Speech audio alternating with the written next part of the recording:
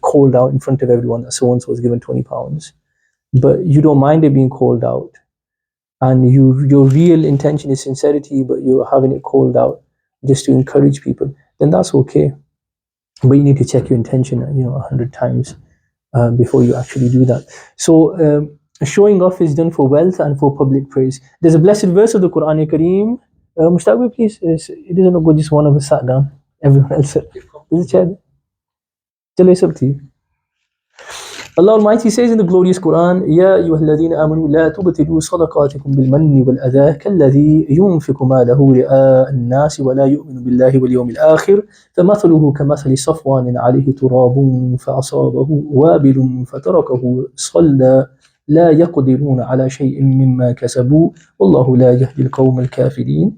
O believers, do not invalidate your charity by boasting of favors, number one, and by causing anguish to the person that you're giving the charity to. Like the one who spends his wealth to show off to people, and he believes not in Allah and the last day. His example is therefore similar to that of a smooth rock covered with dust, and thereupon heavy rain fell on it, leaving it a bare rock.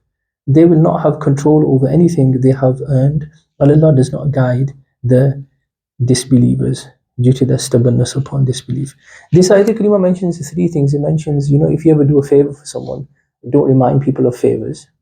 Number two, it mentions if you give charity to someone, don't give charity and then disgrace the poor person, belittle him whilst you're giving it. Don't cause him to say something that belittles him and undermines him. And the third thing it's saying is when someone does ibadah to show off. The example Allah gives examples of things in the Quran Sharif, isn't it? Having a physical image, a mental image inside your mind helps you to understand things. So the Quran Kareem is saying, imagine a rock and it's got sand on it, and it's covered with sand, and then it rains and the rain makes the sand wash away, and then you're left with just a smooth rock. So what's that got to do with showing off? Well, people who show off, their deeds are just like sand. They've got no weight. They think there's something there. On the day of Qiyamah, that they're going to realize that any namaz done with ibadat, with showing off, is on the day of Qiyamah. You're going to realize that you in the dunya think you're doing a lot of ibadat. You think you've got a mountain of worship. You've got hajjs and zakats and charities and good deeds. But if they're not done with sincerity for the pleasure of Allah Ta'ala, on the day of Qiyamah, you're going to see they will be weightless. They'll just be like dust that is a bit of rain pours on it and it washes away. So it's nothing. What you're thinking is something. You're going to realize on the day of Qiyamah. It's nothing because of your intention. So a bad intention, a lack of sincerity, can totally invalidate even the biggest good deed. And a good intention can make a very tiny deed that seems like nothing, can actually turn it into a mountain. Okay. Sadr al-Afadil Allama Maulana Sayyid Muhammad Naibuddin Muradabadi Rahmatullah elaborated on this blessed verse in Khazan al-Irfan, which is the name of the tafsir, meaning just like a hypocrite does not intend to please Allah Almighty, rather he wastes his money by showing off while spending it. Similarly, you must not throw away the reward of your charities by recalling your favors and causing pain. The glorious verse demonstrates a show-off hypocrite's deed, just as dust is visible on a stone, but rain washes the dust away and leaves behind only the dustless stone. Similarly is a hypocrite's good deed. It appears to be an admirable deed, yet on the day of judgment it will be worthless, since if it was not done to seek the pleasure of Allah Almighty. Even though our topic is showing off, the ayat did mean recalling favors. Nabi Kareem Sallallahu Alaihi Wasallam said in another hadith, Allah Ta'ala doesn't. Someone who has a habit of reminding people of favors, Allah will not look at him on the day of judgment with mercy. So reminding people of favors is not a good habit as well, even though that's not a topic today. But because it's mentioned in the ayat, when you do a favor for someone, you're reminding them. Even, I was reading, there's a book by a Moroccan scholar, a Moroccan Sufi called Ibriz. It's a Sufi book. And he talks about one of the things, he lists the things that disconnect you from Allah Ta'ala, that weaken your relationship with Allah Ta'ala. And he said, one of the things that weakens your relationship with Allah, he said, even your wife and kids, it's a bad habit to always be reminding them of what you've done for them. Even your own wife and kids, to remind them of favors. Unless your wife and children, despite your favors, they're very disobedient. So reminding them of favors to make them obedient. If kids are going off the straight path or they're not treating you properly, then saying, "Better, I've done this for you. I've done this for you." Reminding them of favors to make them obedient.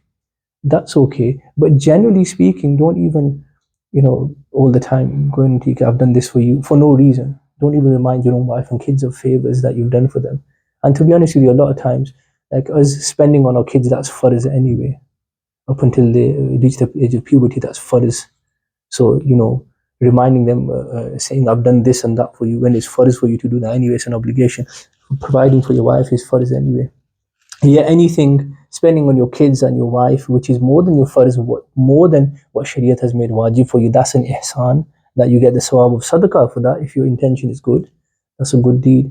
But generally speaking, reminding people of favors is not a good habit, but it's very common in our community. Yes, lending someone money and then belittling them. So we should avoid, on the other end, try to avoid taking favors of people as much as you can as well, because there's a famous saying, and I'm sure there's equivalents of this in English as well. That when you've taken a favor from someone, you enslave yourself by taking a ihsan. There's a famous saying in Arabic, "Al ihsan yaqta'u lisan." Favors, they make you mute, they cut off your tongue. When you've taken a favor from someone, you can't do his islah. You can't speak the truth in front of him. And these days, especially in our community, people, especially if they've sponsored someone from Pakistan, you've come on a visit visa from, or even if they sponsor their own daughter-in-law, which is necessary for them to do anyway. In our community, if you marry someone to a larki or a larka, a boy or a girl from Pakistan, then we arrange the visa for coming over. We act like we've done them a favor.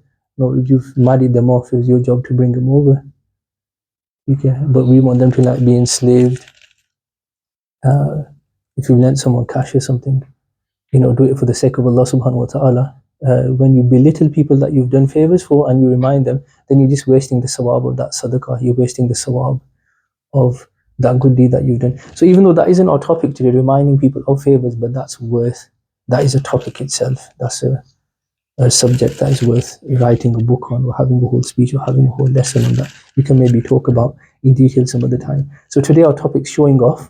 So we're on page 25, a blessed hadith, showing off is minor shirk. Our beloved Rasul sallallahu alaihi wasallam said, "What I fear for you the most is minor shirk," i.e. showing off on Judgment Day. On Judgment Day, when recompensing some people for their deeds, when giving sawab to some people for their deeds, Allah Almighty will ask them to go to those people for whom they showed off in the world and see if they have any reward for them.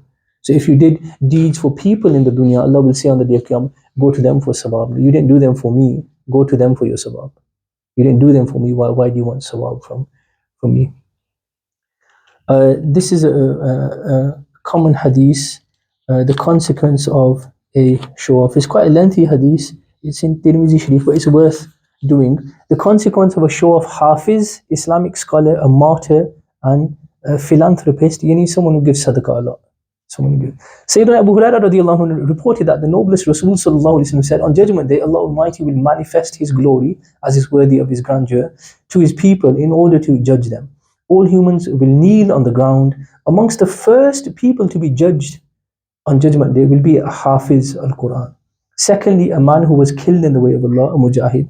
And thirdly, a rich man." These will be some of the first people: an Alim or a Qari, Hafiz. Secondly, a Mujahid who lost his life for the sake of deen, who sacrificed his life. And the third one, a rich man who was regular in giving sadaqah. Allah Almighty will ask the Hafiz, "Did I not teach you the message that I revealed to my messenger, i.e. the Quran?" "Of course, O Lord," he will reply.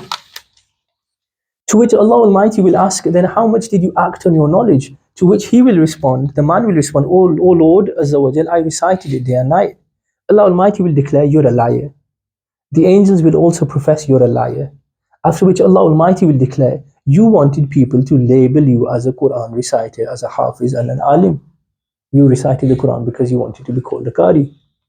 And they did. Then the rich man will step forward. Allah Almighty will ask him, "Did I not bestow my blessings upon you so that you were independent from other human beings?" He will reply in the affirmative, "Of course, O Lord, Ya Allah, you gave me money."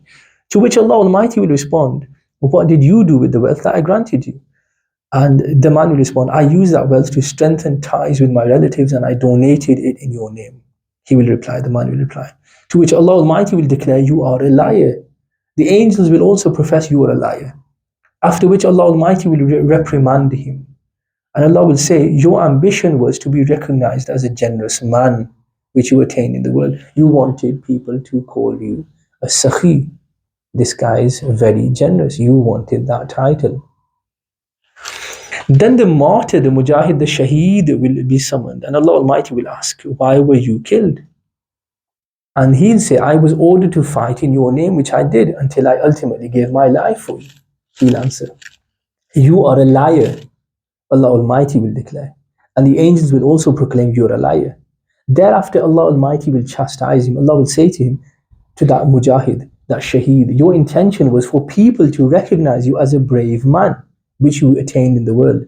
You wanted to be called brave. After your death, people called you brave. Finally, our glorious Prophet ﷺ, he remarked, O Abu Hurairah, these are the first three individuals from the creation of Allah Almighty with whom the fire of hell will be kindled on Judgment Day. Okay, so even if an alim, even if a hafiz does imamat and his intention is just people call him an alim, shaheed, that seems like the ultimate sacrifice you can make, giving your life for your deen. But even that can be done. You might think, well, how can someone's intention be wrong with that? You're giving your life. But if someone's, and we know, some tribes, some castes, even today in Pakistan, some people are just so stubborn. And it's just like, we're warriors by, it's in our bloodline. We'd rather die before this happens. We'll rather die, and we'll, just wanting to be recognized as brave people. So, there's an interesting saying by a Sufi saying, he said that some people show off, they don't even stop showing off after they die. They don't stop showing off even after they die. And he explained himself, he said what he meant was that some of us, we want, even whilst we're alive, we imagine and we want that when we die, we want there to be a good turnout in our janazah. So we want people to say, he had a massive janazah. His was the biggest janazah in Blackburn. So, and the point he was trying to make is that we don't, our desire to show off or fame, it extends beyond our death. So, may Allah Ta'ala give us a sincerity. So sincerity is easy to talk about. We use that word all the time, and it's the foundation of deen.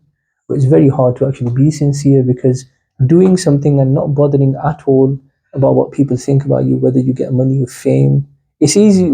Every person says, I'm not bothered about what people think about me. We all say that. But then our body language and our reactions when people actually say something negative to us or about us, when we hear, even if we hear someone's talking about us, we get agitated. Oh, I need to clear my name. I need to phone that guy. I need to clarify this. I need to clarify that. So everyone says, I'm not bothered, about what people say. I'm not afraid of anyone's dad. I'm not bothered about what people say. But those same people who are claiming they're not bothered about, they're not afraid of anyone's dad and what people are saying, their reactions when there's actually something negative said about them, or when they disagreed with them, tell a totally different story. So actions speak louder than words.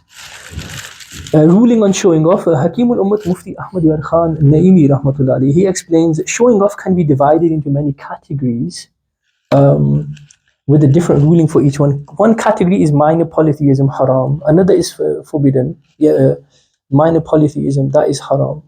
Another is disliked, makruh, whilst another is rewarding. So certain showing off can be rewarding, but generally when we mention the term showing off, we refer to the prohibited, the haram type.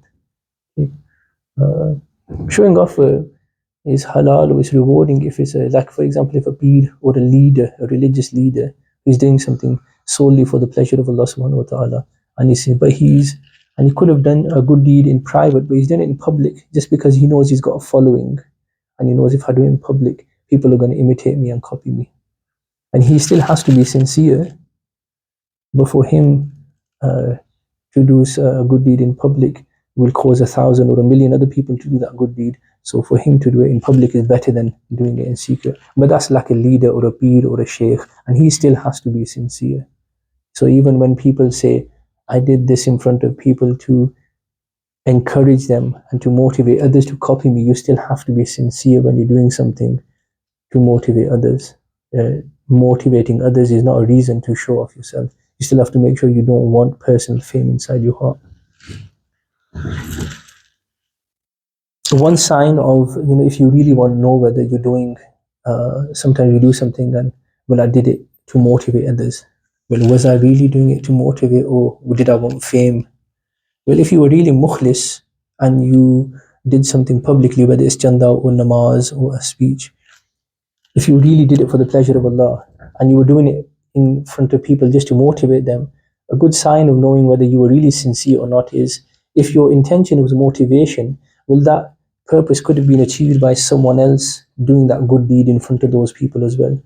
So if someone else, ask yourself, if someone else did that good deed in front of the people and the motivation came from him, would you have been as happy and as content, as pleased at them being motivated by him as you would have been by them being motivated by you? If the answer is yes, it means, yeah, you really were sincere and you wanted motivation and you weren't bothered whether that came from you or came from someone else. But if you're disturbed by him motivating them, them being impressed by them, well, that means there's a question mark there. That means you specifically wanted to be the attention you wanted. So that's a way of knowing whether or not you're really doing something to motivate, or if motivation is just a cover for you hiding your desire for fame and something haram inside you and the desire to show off. There is a long story. Let's skip this story, and if we get time, we'll come to that. It goes on till it starts on page 27. It's a nice story. You can, even if we don't get time to do it in class, you can read it in your own time. It goes on to the top of page 29. If we get time, inshallah, I'll do it in a bit. And we'll go straight to, on page 29, 10 cures for showing off. Okay? 10 cures for showing off. And our chapter and our session today will finish off on these 10 cures for showing off. The first cure is seek help from Allah subhanahu wa ta'ala. Pray to Allah Almighty like this: O Allah Almighty, cure me from the disease of showing off. Fill my empty hands with the wonderful treasure of sincerity. I face an enemy, the devil, that sees me, whilst I do not see him. Yet you can see him. O Allah Almighty, save me from this adversary's deceptions, enemy. Save me from the shaitan's deceptions and tricks. O Allah Almighty, I seek your protection from being praiseworthy, virtuous, and pious in the eyes of humans, but punishable in your sight. So, Ya Allah, I don't want to be, the people are praising me, people are saying I'm pious, but then I'm getting lanat from you and from the angels because you know my true intention is something else. Don't make me like that. And the shaitan is an enemy that we can't see. He can see us, so he's got an advantage over us, in the sense, an enemy that can see you but you can't see has an advantage over you. But then what do the Sufiya say? You can only defeat the shaitan with the help of the one who sees the shaitan, but the shaitan doesn't see him, and that's Allah Ta'ala. Okay? So shaitan's got one over us in that he can see us and we don't know. He's always around us, but we forget because we can't. He's an invisible enemy. Okay? But to defeat him with just your intellect and your logic, that's not going to happen. He's too strong an enemy to defeat on your own. You need the help of the one who can see the shaitan, but the shaitan can't see him. Allah Ta'ala. The second cure for showing off: contemplate, think about the consequence of showing off. The reason for this is that humans are naturally attracted to anything for as long as they perceive it to be useful and pleasant. Yet once they consider it to be harmful, then they avoid it. Hence, here are a few harms of showing off. Whenever we think of the harms of something, we'll automatically start hating it. A show-off's deeds go to waste. A show-off is the devil's friend. A show-off will burn in hell. All his good deeds will be ruined on Judgment Day. He will experience extreme regret. He will be humiliated and embarrassed. He will be banned from paradise. A show-off is cursed on the earth as well as in the skies, etc. So it is showing off. It is a part of naturally you want to be liked. So it's in our nature. Nafs wants attention, which is very clear, especially when we're babies, when we're kids, we want attention.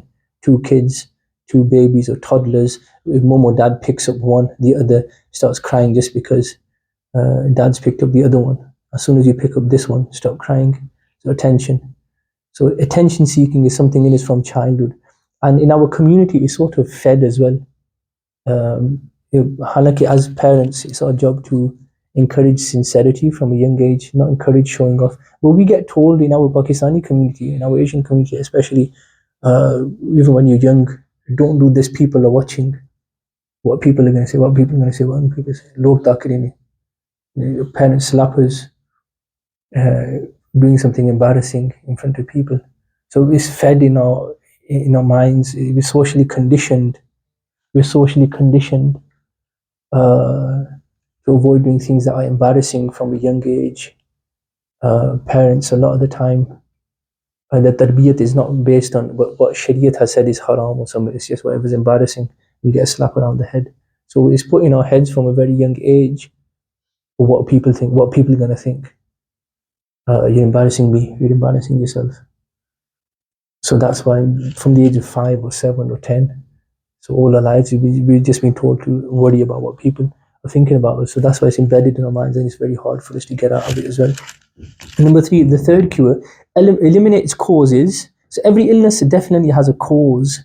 If the cause is eradicated, then the disease will automatically vanish. Showing off has 3 causes, main causes: the desire for praise, the fear of condemnation or embarrassment, and greed for money. So the 3 basic causes of why you would show off: desire for praise, we want compliments; fear of condemnation, we're afraid of embarrassment; and the greed for money. Greed for money. And these 3 things are not just the cause of showing off. Most sins that humans commit are caused by these 3 things: the greed for praise, the greed for compliments, fear of humiliation, and wanting money. These 3 are not just the 3 causes of showing off, they're the 3 causes of all sins in general. And again, it's only with the khas tawfiq of Allah Ta'ala and the suhbat of a wali, a proper sheikh, not a fake sheikh, not an ignorant Sufi, but a proper Sufi, a proper sheikh that whose own heart is clean from the love of the dunya, that one can really be cleansed from these things.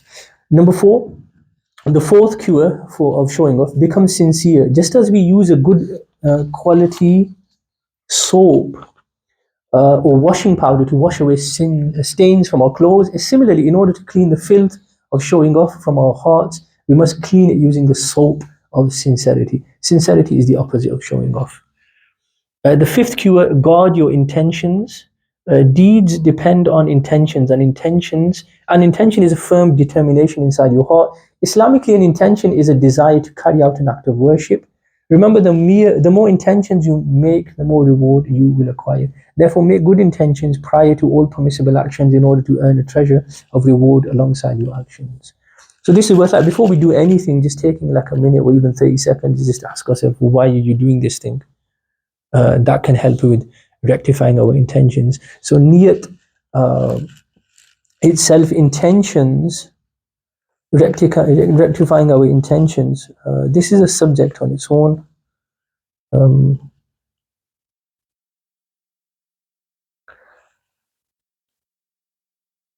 The Sufiya say that जिसने खुद पर अच्छी नीयत का एक दरवाज़ा खोला, अल्लाह ताला उसके लिए तौफीक के 70 दरवाजे खोल देता है.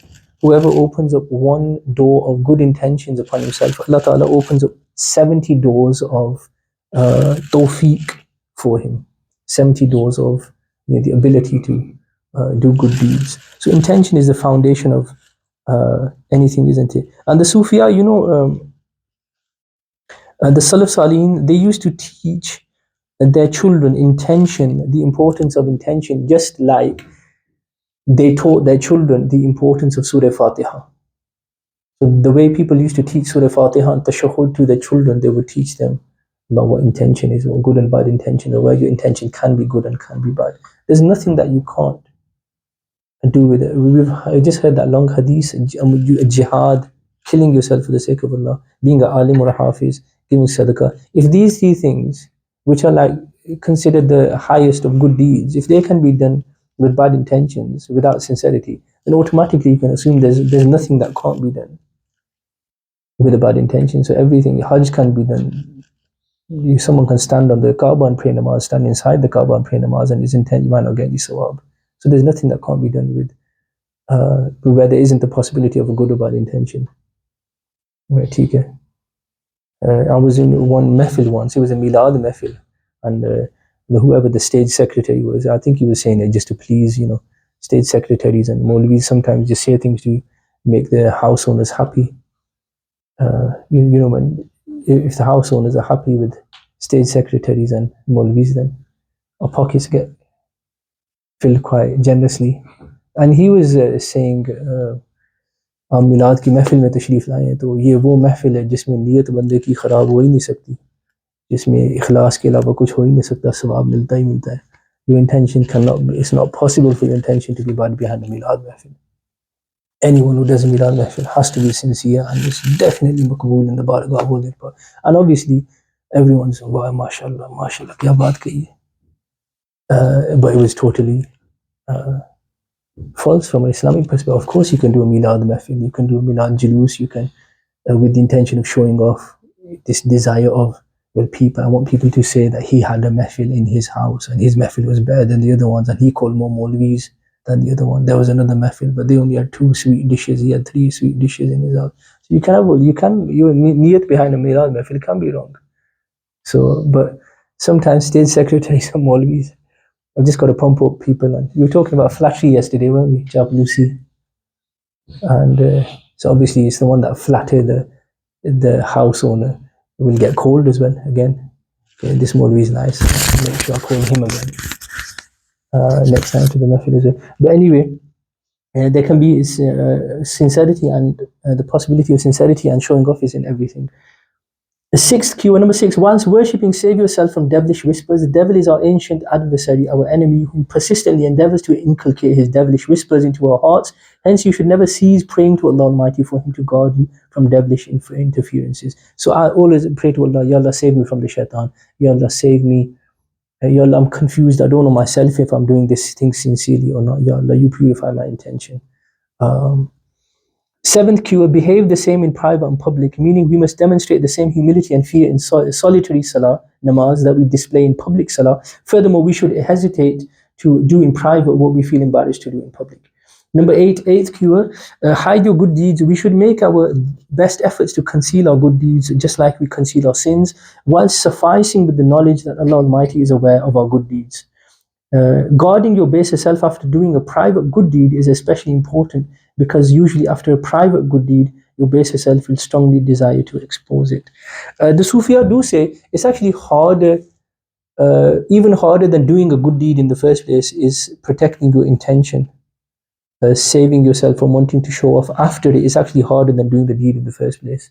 Any neki.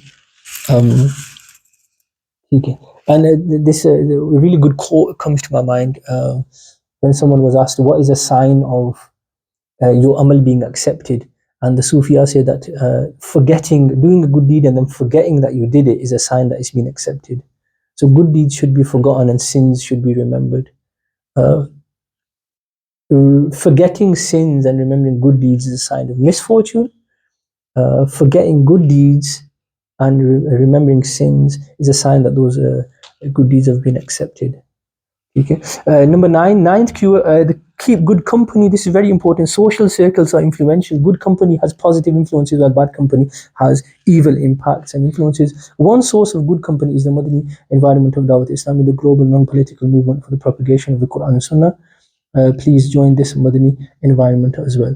Obviously, this book is published by Dawat Islami as well. Number 10, 10th cure, recite spiritual incantations regularly, wazife. As well as the previous remedies, you should also use spiritual cures in order to guard yourself from showing off. For example, whenever the idea of showing off enters your heart, you can recite A'udhu billahi minash shaitanir rajim once, and then act as though you are spitting without producing saliva towards your left shoulder 3 times. So this is especially for namaz. If you get a lot of waswaseh, you can do that for namaz or any time actually, just generally. But specifically, there's a hadith that mentions about now, if you have a lot of distracting thoughts about namaz, before you start namaz, you say, A'udhu billahi minash shaitanir rajim, and look to your left shoulder, two. So act as though you're spitting. Don't physically spit, because usually the shaitan comes from the left to inculcate. It's like that spit is falling on the shaitan's face. So you can do that before namaz, it'll help, and you can do that generally as well, even before sleeping or anything. If you recite Surah Al-Ikhlas 11 times, قُلْ هُوَ اللَّهُ أَحَدٌ اللَّهُ الصَّمَدُ لَمْ يَلِدْ وَلَمْ يُولَدْ وَلَمْ يَكُنْ لَهُ كُفُوًا أَحَدٌ, 11 times in the morning between midnight and dawn, then even a whole army of shaitans will not succeed in making you sin, even if they tried, unless you yourself commit a sin. Reciting Surah An-Nas, قُلْ أَعُوذُ بِرَبِّ النَّاسِ, it also repels the devil's instigations and waswasas. If you wish to acquire more details of these 10 remedies for showing off, please refer to the 165-page book Showing Off, also published by Dawat Islam. That's, mashallah, our first chapter done on showing off. Just to save a bit of time, I did skip that one story, but you've got your own books, you can read that. Nice story about Hazrat Malik bin Dinar. There was a book mentioned at the end. I've got that here. This is a book Showing Off, originally written in Urdu. Very good book. We've just gone through 8 pages. This is a 141-page book. Really good on the topic. There's a good 2 or 3 pages. There's questions that come in your mind. Sometimes people praise us and we like the praise. Am I showing off if I like being complimented? Well, there's a good 2 or 3 pages on that. For you to like and be pleased and feel delighted when someone compliments you for something that you really have done. Okay? That's not necessarily bad. It can be bad or good. It depends on the reason for liking that praise. It depends on the intention. So there's about 4 good intentions and 1 bad intention as well. False praise is haram to do, and it's haram to like false praise as well. The Quran Kareem mentions clearly that liking false praise is haram. So, and there's many stories about showing off and others. So this is just £1. That's just £1. You can buy that from. There's a bookshop on Woolly Range next to Kebabish, donation point, Dawat Islami's bookshop. So they've got a few copies of that. Like I said, just £1. It's worth buying that as well. So Jazakallah again for coming, for your support, your encouragement, coming yesterday and today as well. Alhamdulillah. So yeah, that's our first chapter done. The first of the 47 subjects that we'll be covering, showing off. May Allah subhanahu wa ta'ala save us from showing off as well. I've said before, we've made it very clear. Ikhlas is very difficult for the nafs, because like we said earlier, the nafs, the basis of human nature, you want to be liked. So the idea of doing something where only Allah knows and the Farishte know, Nabi Pak alayhi salam knows, no one knows, that kills, that for the nafs is like death. It's like stabbing the nafs. What do you mean no one? The salihin, the closest person to you. You can hide things from other people, but hiding something from your wife is really difficult. The salihin would even, some salihin, some people would even fast without their wives knowing. Without their even wives knowing that they're fasting that day. Some would even be crying due to fear of Allah, and not let their wives know whilst their wives are lying on the same bed and they're sleeping on the same bed. She's got her face that way, he's got his face that way, and he's not even letting her know that he's crying out to the fear of Allah subhanahu wa ta'ala. So it's like, I did hear a scholar once say, try to do at least one good deed that you take to your grave, that not even your parents know, your kids don't know, your best friend doesn't know, your wife doesn't even know you've done it. Try to at least do one thing that you take to your grave no one absolutely knows. But we tend to, even if you do hide a good deed, well, our sort of our threshold for hiding, we get what's the word? We feel agitated. It's like we start.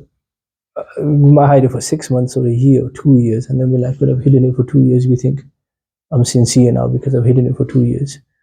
So we act as though it's like 2 years, a sincerity sort of phase. But now I'm allowed to show it. If I reveal it now, it means I'm not showing off. You can show off after 10 years. You can show off after 50 years for doing something that you did once. You can show off 50 years later. So it is hard for the nafs. The Sufiya say the hardest thing for the nafs, the hardest thing to train yourself for is sincerity. So may Allah subhanahu wa ta'ala give us tawfiq. There's a saying by Hazrat Ali radiallahu ta'ala anhu, and this has been said in an advice form, in a statement form, and it's been said in a dua form as well by Buzurgs. Ya Allah, make me so that in your knowledge I'm the best of people, and make me so that in my own knowledge I'm the worst of people in my own estimation, and make me so that in the eyes of other people I'm just a normal person. So make me the best of people in your knowledge, the worst of people in my own estimation, and a normal person in the eyes of other people. But like I said, for the nafs, that's the hardest thing, because we want everything to be noticed. This I have to ask myself. Teaching is one of the things that you can show off with the most. You can show off with studying. Teachers have to be 10 times more vigilant than the students do. Students can show off in being in a class. Teachers can show off in teaching a class. This is gains fame, it gains popularity, it gains likes, it gains social media presence. So teachers have to. The first hadith in Bukhari Sharif, the most authentic book after the Quran Kareem, is a hadith. The first hadith is about intention. And a lot of why is he made that the first hadith?